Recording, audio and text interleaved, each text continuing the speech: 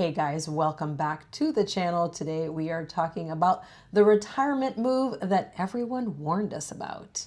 Yeah, I think the thing that we heard from over and over and over again was, do you really want to sell everything? And that was kind of the thematic conversation that people had, was when we decided we were going to sell everything, not really keep much of anything, and just go travel the world. And people thought it was crazy. And I started thinking about that. I've thought about it a lot over the years, and I thought, why do people think that's crazy? Because it's really not crazy. It really ended up being the best possible thing we could have done. And so we're going to talk about that today, whether you're thinking about selling everything and traveling, what the implications of that are, whether you should or shouldn't do it. But basically, selling everything was not recommended by anyone. And everyone thought it was crazy, and we did it anyway because we had thought it through, and we thought for our situation this was going to work, because we were basically we were living in a big house in Atlanta, 3,000 square foot house. We'd had our children were living there with us. It was a 5-bedroom house, and we were going to sell it anyway. So we were like, well, once they go off to school, we're not going to live in this house. Our whole plan was to eventually downsize to something. We thought, we're going to sell it anyway. While we've got the house sold, why don't we just go travel for a year at least? And that turned into 8 years. But we thought, why don't we just go travel and we'll just sell everything rather than try to keep everything in storage or try to rent the house out. Let's sell the house. Some people even recommended maybe you should just keep your house and rent it. And that probably would have been a disaster. But we decided to just sell it, and it did work out for the best. Yeah, I think what was astonishing about the whole thing is not just did people we know say you're crazy for selling your house and all your stuff, but people we didn't know. The people coming to our estate sale wondering if we were doing this estate sale for a parent or something. No, this is our house. We're getting rid of everything. We're going to go travel the world. They were like, are you crazy? You shouldn't do that. They're like, you should put some of this stuff in storage and save it. And we were like, why? And it just, I think it was just very surprising for people how detached we were from our things. And I think that that's the big, that's a huge key factor for people, is being attached to, having a home, like a physical home. And I think it was just so interesting that not just the people we knew told us we were crazy, but people we didn't know told us we were crazy for selling everything. And it was the best decision that we made in this path. Even though the funny part is the original plan, like you said, was just to travel for 1 year, to find a place that we liked, and then sell, buy a downsize, a small place there. And obviously that turned into 8 years and still traveling because we enjoyed it so much. But I think it made a world of difference to get rid of everything and not be attached to anything left. Yeah, I think one thing that was easier for us, why we were able to so easily do it, though, like I said, we weren't really attached to our house or anything, was we were living in Atlanta, but neither of us were from Atlanta, and our kids both moved away from Atlanta. So basically Atlanta was like, okay, well, why are we actually here? So, we did have friends there, but, we found over the years that every time we move, go somewhere else, we make a lot of new friends, and that has certainly been the case. But one of the things that happened was we saved a ton on storage fees. We saved a ton on everything like car payments, car insurance, oil changes, all those things that you have from ownership. They just go away, and our costs went down dramatically because if you don't own anything, you really don't have to pay anything. And that's really what's funny, is that what we realized was you don't really own this stuff. Really, it owns you at the end of the day. We cut thousands and thousands and thousands of dollars worth of bills out of our life just like that, just by getting rid of the house, getting rid of everything. And I remember we sold it all before we sold the house. We basically sold everything in the house off. And we went to the closing of the house, and we didn't even have a car. We had rented a car for the week because we were going to be going to Florida. And we basically had just whatever we could fit in that rental car. And we walked away from the closing, and I was like, we literally have nothing. And it was such a freeing feeling. We had a lot of money in the bank, but we had nothing, and it was so freeing. There was like, you don't realize how much of a drag on your brain all that stuff you own is. You're just constantly thinking about your air conditioning, your water bill, your, is the roof going to be leaking? Do I need to reseed the grass? Do I need to get an oil change? Like, if you don't own anything, you don't think about anything, and it's freed up so much time because you don't think about that. Yeah, not only does it free up that money, but it frees up that space in your brain to constantly be thinking, okay, well, the tires need to be rotated, or we need new tires, or the car needs an oil change. You got to go put gas in it. You got to go do this. You got to go do that. So many things to think about. That's just a car. Think about the house. So many things along with the house. We lived in Atlanta, Georgia, and those summers were brutal on those air conditioners, and ours were starting to get old, and we were like, please make it another summer so that we don't have to replace another air conditioning unit, because those suckers are expensive. I can't even imagine how much they are now, but 8 years ago we were like, this is crazy what they're charging. Landscaping, so many things.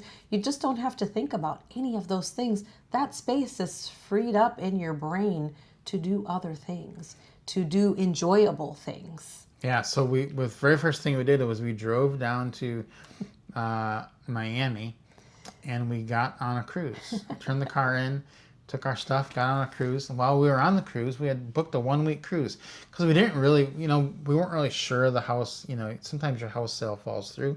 So we didn't want to have a ton of things planned out in case that happened, which luckily it didn't. But we got on the cruise, which we had planned, and then while we were on the cruise, we're like, well, I guess we figure out what's next. So we booked another cruise on that cruise, and we took another cruise, and then after that, we were like, well, let's go to Orlando. We went to Orlando for 2 or 3 weeks, stayed in a cheap place we found that, normally it was like a last-minute deal we got, and so we were just doing these last-minute deals over and over. I remember sitting there in Orlando and thinking, this is actually pretty cool. We can just do this week by week or month by month. And we're sitting around like, what do you want to do? Maybe we'll go to Europe. I don't know. And so it was so wild. Like the ideas were just like spinning in our heads of what we could do because of all the money we were saving. By not having anything, it opened up everything to us. The hassles, the money, all that. And then as we've thought about it over the years, we thought about, if we had saved all that stuff, all of it except for our house would have depreciated over the years. It would have become, every day you own it, it's worth less. In other words, you have a TV that you own, you sell it today, it's worth $200. You sell it a year from now, it's worth $100. And so all that stuff that we sold, if we would have waited to sell it a couple years down the road, not only would we have to pay storage on it, but then it would have been worth less when we sold it. So we got the maximum dollars out of everything we owned, and we were able to just put that money in the bank and invest it, and that stuff was then appreciating. And when you look at the house, sure, it would have gone up, but there would have been a lot of costs associated with maintaining the house, all the hassle of making sure you had a tenant. We just put that money in the stock market. There's no hassle. It's just click a couple buttons, and it basically went up more than the housing market did. And so really it worked out as all as well. So I don't think in the end there was really any problem. All the people that were trying to talk us out of it, I'm not sure why they cared so much, but they were wrong. It was a good thing to do. Yeah, I think that's the funny part of the people that warned us that didn't even know us. They seemed very passionate about us not doing it. And I'm like, why would you care? You're at an estate sale trying to buy my stuff. Now you're trying to talk me out of selling. I was like, why do you care so much? And it was just kind of, just kind of blew me away thinking that people were so passionate about it and cared so much about it. And it just showed us, gosh, so many people live their lives in that fear of don't step outside the box because things could, get messy, things could get ugly. But, you get outside of that box and, you step outside of your comfort zone and you expand your comfort zone is really what it boils down to. You don't stay inside that box, you make it bigger. And that's the beauty of challenging yourself with doing something like this is, you get rid of all that worry. You get rid of all that space that's in your brain that's being occupied by those things. And it just helps you to relax and just enjoy what you're in and be present in the space that you're in and in the places that you're visiting. You can get a little bit more joy out of life. And I'll tell you what, that was probably one of the most fun cruises that we've ever taken was that cruise, that very first cruise that we took. After we sold the house, we had been on many cruises before because our kids truly enjoyed cruises. So that's the kind of vacation we would do when they were younger a lot of the time. So we had done many cruises, but this particular cruise was I won't forget it, it was on the NCL Getaway, which was, symbolic name too. Although we didn't choose it for that. We chose it because it was super cheap. And we got it like 2 weeks before the closing, because it was some, last minute deal or whatever. We were like, sure, why not? Let's do it. Because it wasn't a lot. And we thought if the closing falls through, then we won't have spent a lot of money on this. And that's why we didn't plan anything beyond it. Because again, you never know what's going to happen at these closings. So we didn't spend a lot on it, but we had the best time on that cruise because we just felt really free. Like we just had these huge smiles on our faces driving down to Miami from Atlanta. We were like, I can't believe it. Like it's all gone. We're done. That's it. Yay.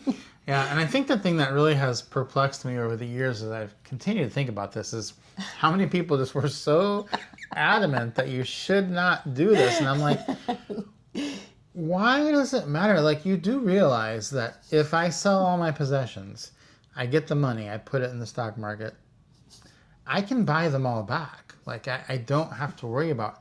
It's not like these are one-of-a-kind things. I sell my TV, I sell my computer, I sold my desktop computer. That was 8 years ago now. If I want to buy another one back at some point, it's going to be a way better computer. Why would I put that computer in storage? It's just going to get old. Prices of these things trend down over time. Prices of TVs trend down. We have never gone without anything like this. There's a TV right in this room I'm sitting in. I don't own it, but it's in here. Only difference is if it breaks, I don't have to replace it. Someone else will. So all the stress of it's gone. All the replacement cost of it is gone. Everything is included. We rent, usually Airbnbs or hotels, but they're all furnished. And the great thing about it is that I can change my situation whenever I want. If I want to live in a house with a pool, I can rent a house with a pool. Then if I do that for 2 months and I don't want that anymore and I want to be in the mountains, I can be in the mountains. If I want to be in the city and, 1 month we said we want to be right in the city and we want to live right across the street from a baseball stadium, and we went to Queens and we got an apartment right next to Citi Field and we went to the baseball game every day. And then we did that for a month. And then we're like, I don't want to do that anymore. Now I want to live on a lake.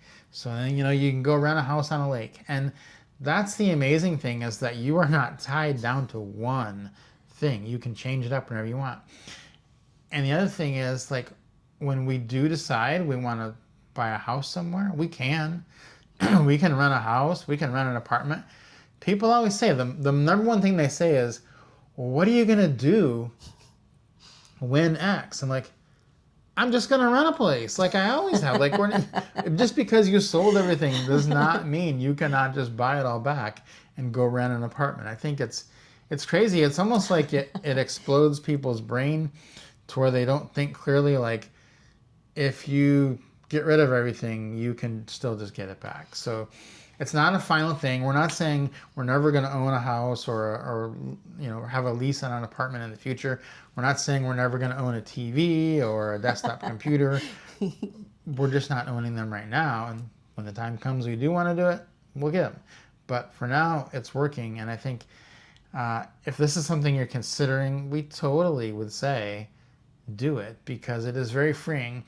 And you won't know what that feeling is until you've done it. Mm-hmm. Yeah, absolutely. And I think that's a key thing there is what you're feeling as opposed to what other people are feeling, because what they're doing is this is something that is causing fear in them, and then they take that fear that they have in them and they project that onto you because they want you to be fearful too, because they want you to feel like they feel. And when you don't feel that way, they're like, wait a minute, why don't you feel that way? You should feel that way. You should be scared. That's why we're warning you about doing this. Don't do it, because so many things could happen. And it's like, all their, like you said, all their protests about why you're doing it are negated, because it's easy to replace all of those things. A lot of times you can get it even less expensive, better version. And the same thing with a home. It's like, you can go back and buy a home again. You can go back and rent an apartment. There's all kinds of, actually now there's even better options, because there's places you can rent monthly on shorter leases, like 6 months, 3 months, things like that. There's a lot of options, more options than when we sold our home. So that's the incredible thing, is that there's so many more options out there. So don't let someone else's fears be projected onto you, and don't accept that. Just kind of ward those things off and do something a little bit outside the box, and expand your comfort zone by doing something outside of your comfort zone. Yeah, so hopefully our experience has been helpful for you. If it has, please let us know in the comments. Give us a like if you would. If you're not subscribed to the channel, please do so, and we will see you on the next video.